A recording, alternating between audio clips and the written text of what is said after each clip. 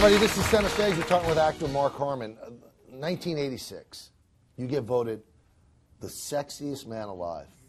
For a shallow guy like me, that would be the crowning moment of a career. Tells me a lot about you. Doesn't it? There's the cover.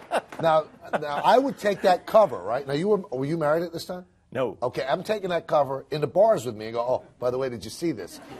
How did this affect your life? Are you and I different? Well, it didn't. My sister actually called me. She was married to a publisher at the time, and she said, "You're on the cover of People magazine this week." You know, and I went, "What?" And magazine comes out, I think, on Thursday afternoons or whatever. And I went up to play in this basketball game outside up in Pasadena. And when I got there, it was a play court and two hoops on either side, and they'd plastered it on the backboards of both hoops. So that's how I found out. So. But I don't, listen, honestly, my honest answer to that is I don't know anybody, other than you, Michael, who would take that seriously. Wow. But listen, I think it, you know, it's nice, it's good, you know, I just think it's to be, you know, laughed at and moved on from. You don't have that framed No. in your dig me room? No. No? Dig me room? No, I don't. Learning a lot about me, aren't you? A dig me room to me is a basement in a house that you create. You dug it to get there. That's it. That's it. So you get voted sexiest man alive and you're single. Are you just dating all the time out in Hollywood? No, but people think that. Why wouldn't you be? Scared? I don't know. I don't know. People perceive different things. People perceive, you know, you're a quarterback at a place like UCLA and it's blonde, brunette, redhead every night, whatever. I was studying. I mean, I was going to class, and then when I wasn't going to class, I was in film study and then practicing. So if people did that, I don't know when they had the time to do that, but I'm sure some did, and I'm sure you would have. So there was. Now, in reading the research, Mark, yes, sir, said you dated Heather Locklear, Karen Carpenter. Are these all true? No, some of those aren't true at all. Really? Yeah, and new people. You know, like hello, right. Cup of coffee, you know, but dated?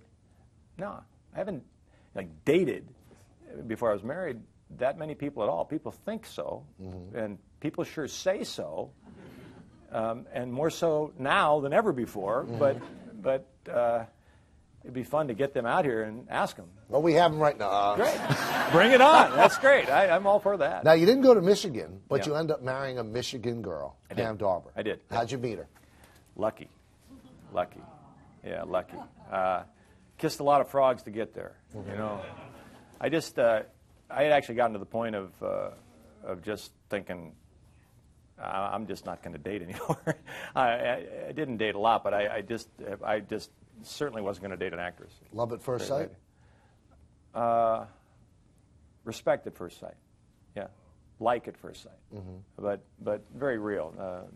Michiganer and pretty normal. Now, you've been married since '87. As far as I know. You have two sons. 2 sons. And in Hollywood, it seems like, Mark, that marriages don't seem like they flourish. Yours seems like it's flourished. What's the secret? Not talking about it.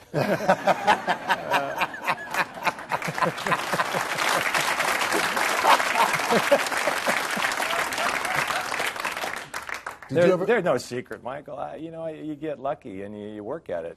We mentioned at the start the people that you've worked with in the movies that you've done. Summer School with Kirstie Alley, The Presidio with Sean Connery and Meg Ryan, Jodie Foster Stealing Home, Sweet Bird of Youth was Elizabeth Taylor. So what's Elizabeth Taylor like? What was she like? What a great lady.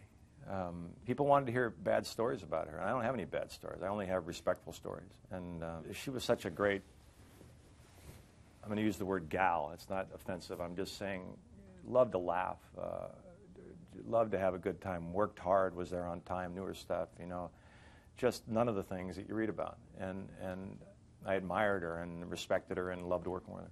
And when we come back, Mark Harmon's NCIS career starts when we return to Center Stage.